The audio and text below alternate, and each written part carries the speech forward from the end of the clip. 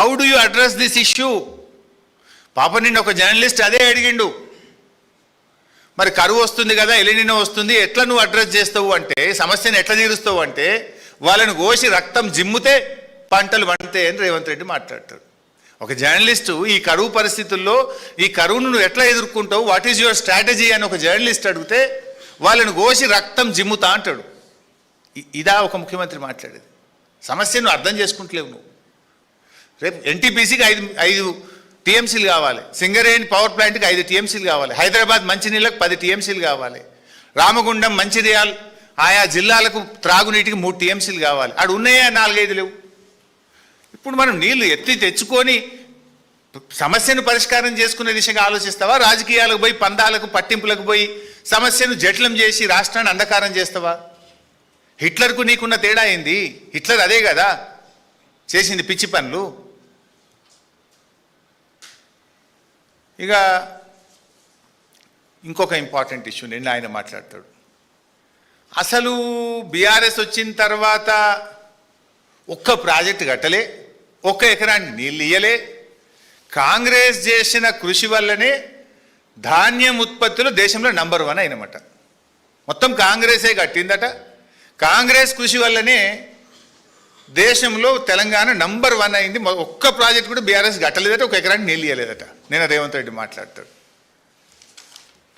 BRS 10 ఏళ్లలో 48,74,000 ఎకరాలకు నీళ్ళు ఇచ్చింది. 48,74,000 ఎకర్స్. అంతకుముందు కాంగ్రెస్ 10 ఏళ్ళ అధికారంలో ఉంది రాష్ట్రంలో. 10 ఏళ్ల కాంగ్రెస్లో వాళ్ళు ఇచ్చింది 6,64,000 ఎకరాలు. 10 ఏళ్ల కాంగ్రెస్ పాలనలో 6,64,000 ఎకరాలు. 9.5 ఏళ్ల బీఆర్ఎస్ కాలంలో 48,74,000 ఎకరాలకు మేము నీళ్ళు ఇచ్చినాం.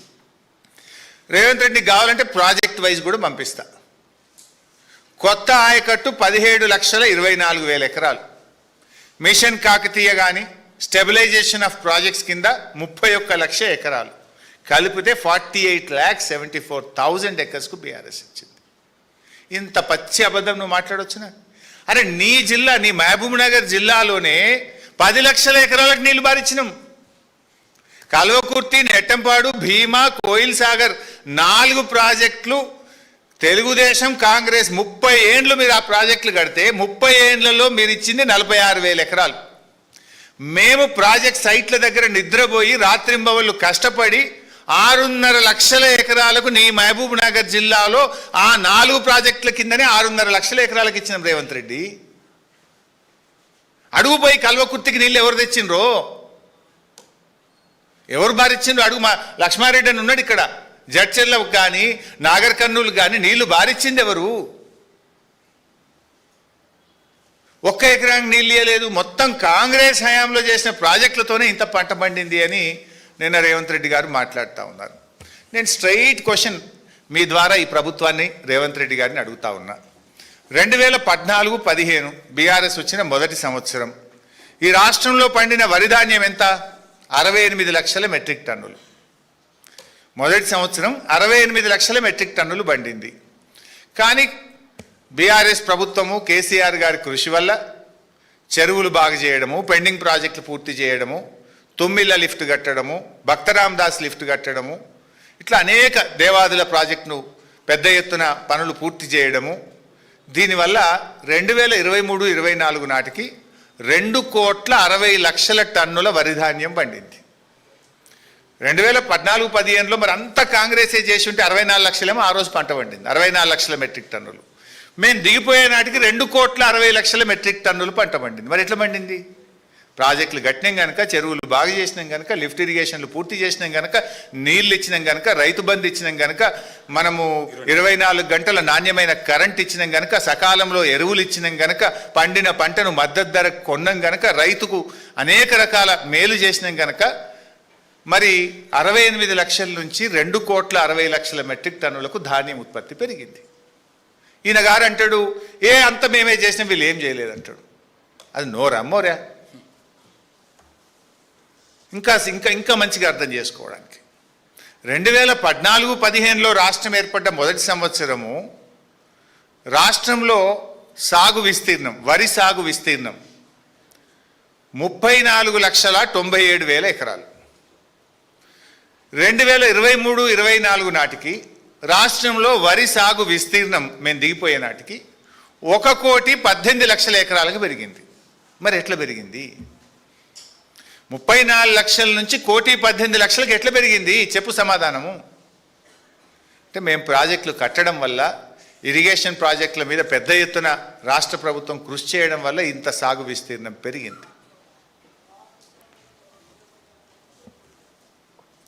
ఇలా వరి సాగు విస్తీర్ణం పెరిగినా, మరి పంటల ఉత్పత్తి పెరిగినా కూడా 2,60,00,000 మెట్రిక్ టన్నులకు ఉత్పత్తి పెరిగినా దానికి బీఆర్ఎస్ ప్రభుత్వం చేసిన కృషి అనేది వాస్తవం.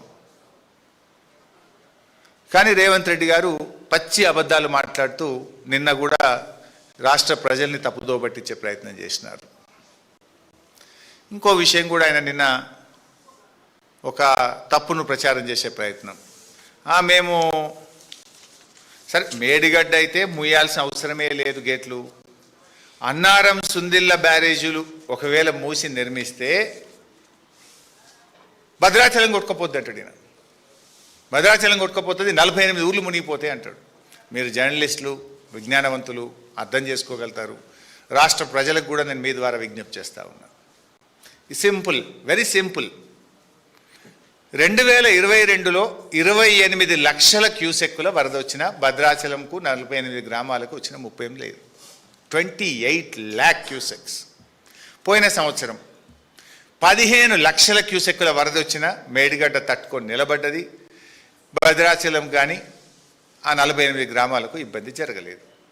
సరే, అన్నారం సుందిల్ల ఎన్ని నీళ్ళు నిలుపుతాము?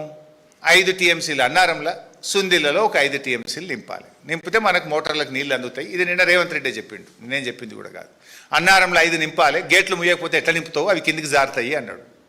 ఇంజనీర్లు, నీ తెలంగాణ నీటిపారుదల శాఖ ఇంజనీర్లు, రిటైర్డ్ ఇంజనీర్లు అందరూ చెప్పే మాట, అన్నారం సుందిల్ల గ్రౌటింగ్ జరిగింది, అవి పటిష్టంగా ఉన్నాయి, వాటికి ఇబ్బంది లేదు. ఇప్పుడు మనకున్న కరువు పరిస్థితుల్లో పర్మనెంట్ రిపేర్స్ చేసుకుంటూనే ఇప్పుడు నీళ్లు ఎత్తచ్చు అని అందరూ చెప్పిన మాట. 5 టీఎంసీలు అన్నారం, 5 టీఎంసీలు సుందిల్లలో నింపితే 10 టీఎంసీలు. 10 టీఎంసీలు అంటే ఒక టీఎంసీకి 11,000 క్యూసెక్కులు. 10 టీఎంసీలు అంటే ఎంత? 1,11,000 క్యూసెక్కులు.